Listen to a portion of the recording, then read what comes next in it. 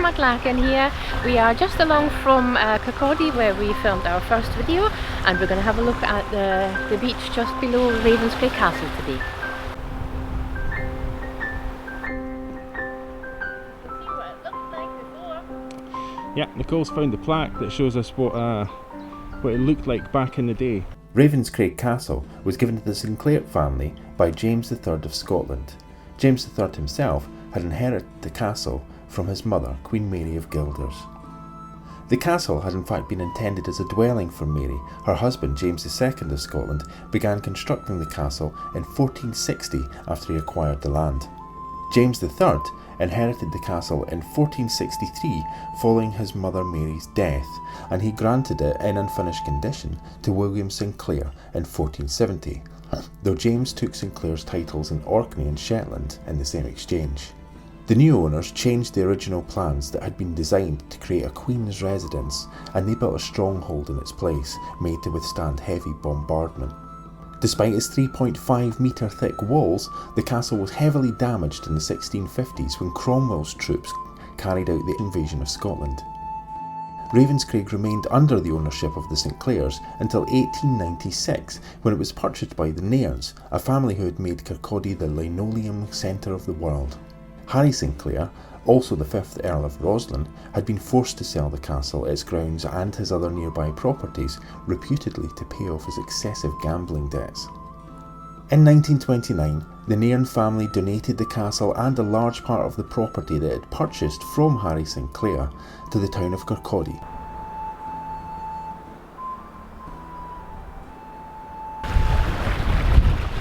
It's a lovely Scottish day today. I think Nicole's just found someone over here, so we'll go have a wee blather. Yeah, I just found a tiny piece of blue, but I also found an incredible nugget of sea foam. I'll show you. Okay, cool. Just Let's have a still look at down that. here. So that's the little sea foam nugget, still wet from the sea, and this is the little blue piece that I've just found. But I've just spotted a really nice, it looks like a really nice piece of blue right here. Do you want to grab that? Oh yeah. This is chunky, but oh, it's shiny. We're gonna leave it here Oh no. to let it get finished by the sea for what, 20 years. Okay.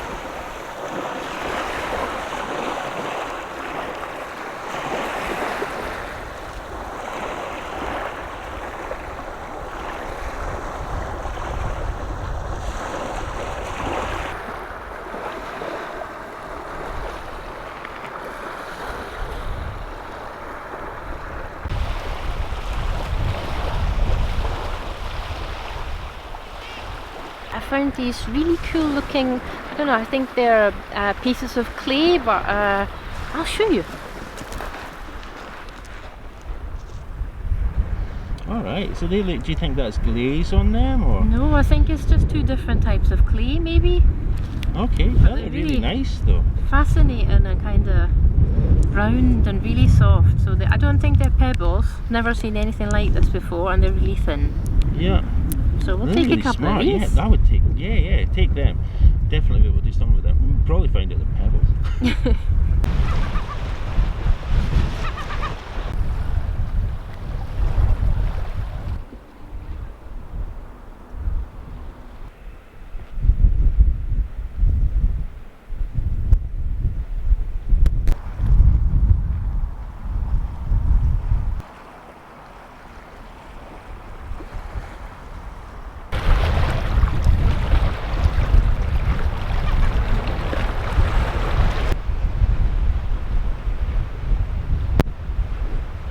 When we first came down to this part of the coast here, just along the road from Kirkcaldy, we wondered what these stone walls might have been. When Nicole and I first visited this part of the coast, we were a little bit confused by these walls. They follow a line of the coast and they form a series of enclosed spaces along the shoreline. Nicole thought perhaps they were built and used as secluded areas for private picnicking or bathing in the sea. A lot of local guides suggest that they make nice spots for a picnic, though they also warn that these bays fill with the changing tides, and that anyone unlucky enough to get caught inside could easily find themselves in some danger. Because the tides come in to fill these bays, I thought maybe they were private harbours for fishing boats. I did a little bit of digging around and eventually I found another explanation. According to some sources, these walls were built in the 1890s by the Earl of Roslin, and they were built to prevent miners from crossing his land to get to work. Given that Nairn is said to have blocked public access to the shoreline on his newly acquired lands, these walls may well have been his doing.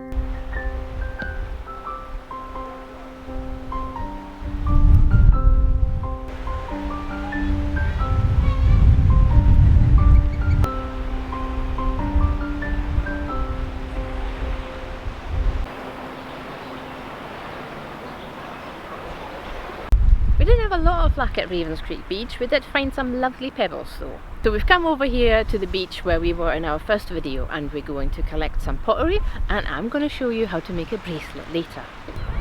But we're going to head over to a stream area where I was just the other day, and I could see that there's a lot of shards of pottery in there. So we're going to see if we can find enough shards of pottery, which I think we can do easily, to let us make that bracelet that Nicole's got planned. And we'll keep picking these little bits up as we go. A pyramid. Oh. A kiln stilt. Ah yeah, another one for your collection? Yep.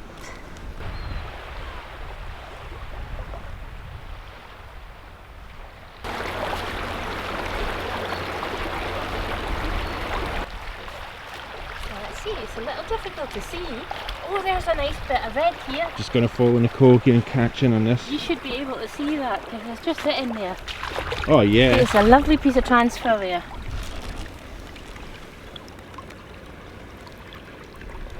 It's so nice. Nice wee blue bit here.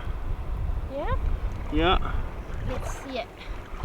It's just a wee bit. It's not very far under the water. Oh, that's so cute. Yeah.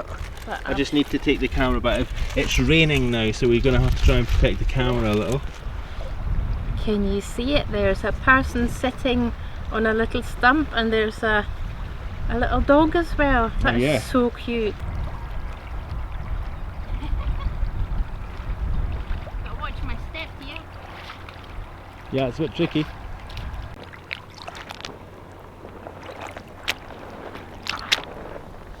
See a little piece of transferware here. Tiniest piece of blue.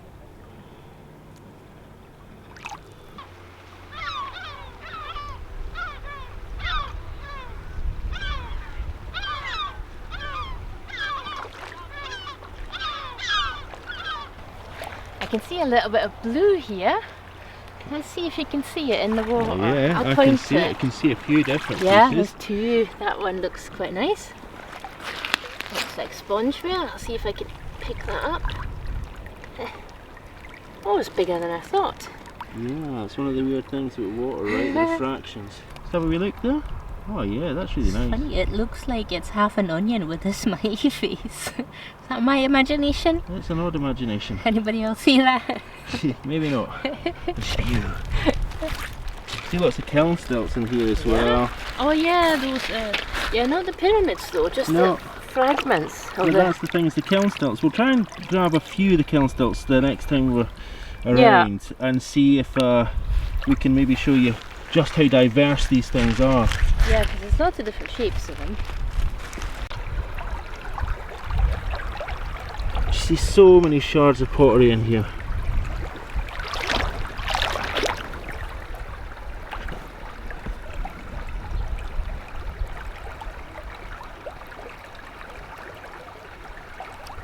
It's just what we're here for. We're out of the stream now,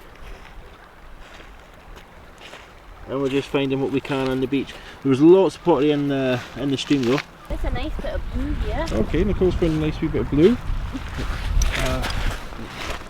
I'm going to pick that up.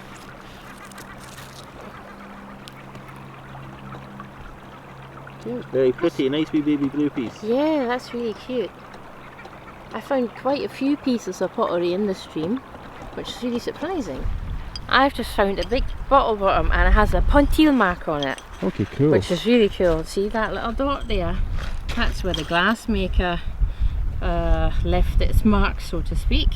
And I found some Huge pottery shards. I'm guessing this is it fireproof. They are probably a little bit too big, so I'm going to leave them here visible for somebody who's going to collect them. Well, that's really cool. Yeah. So that's a really old piece then, you can tell because of that Pontile mark, is that it? Yeah, I'm not quite sure how old it is, but it's definitely over 100 years old, so I think that's quite cool. Yeah, that's very smart. Spongeware. It's spongeware, I beg your pardon. So I'll pick that up. That's really cute. It's kind of Christmassy with the red and green. Very nice. Yeah, cool. Quite a lot around. I think mainly because nobody else is out today. It's a bit drizzly. A wee bit of rain. See what else we can find.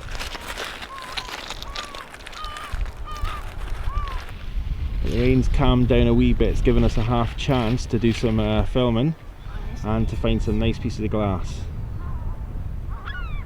And preferably pottery. I found a couple of really nice pieces. I've got to show you them in the bag. Okay, we'll try and get a look at them later when we get a wee bit of space out of the rain. Okay, so you think that's going to make it onto the bracelet then? Yeah, cool. Definitely. So you'll see that later.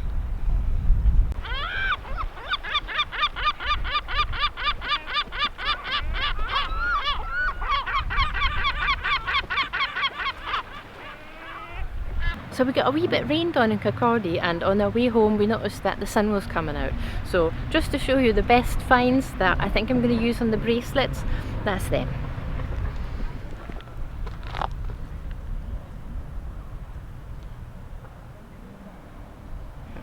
We'll just need to get these soaking for about a week in some water to get all the salt come out, and then they're ready to use. It was really lovely to be back at Ravenscraig Castle. We didn't find an awful lot of glass, but we found these funny clay pieces of pottery or stones. When we got to Kirkcaldy Beach, where we wanted to look for pottery, we got a little bit rained on, but in the end we did find what we were looking for, so we're going to make that bracelet now. I've already pre-drilled these pottery pieces, and now I'm just going to drill this piece, and you probably recognise it from the video.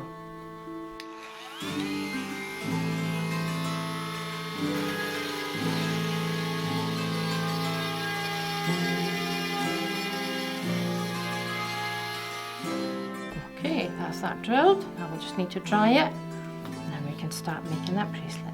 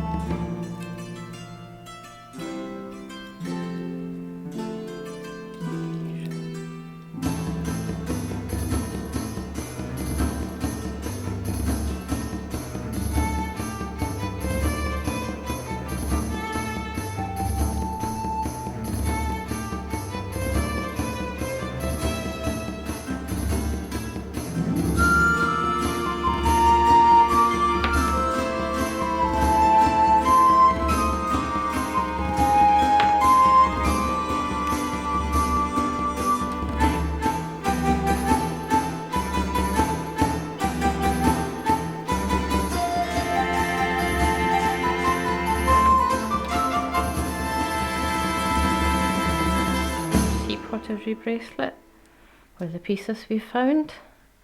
Done. So I made 2 bracelets from the pottery pieces we found in Kirkcaldy the other day, and I'm going to make these exclusively available to our YouTube family. So if you're interested at all, just pop over to our Ko-fi page. Thank you so much for watching, and a massive thank you to all the subscribers. It's really appreciated, and it really gives us the energy to keep going and make these videos. Thank you. I'm Craig and Nicole.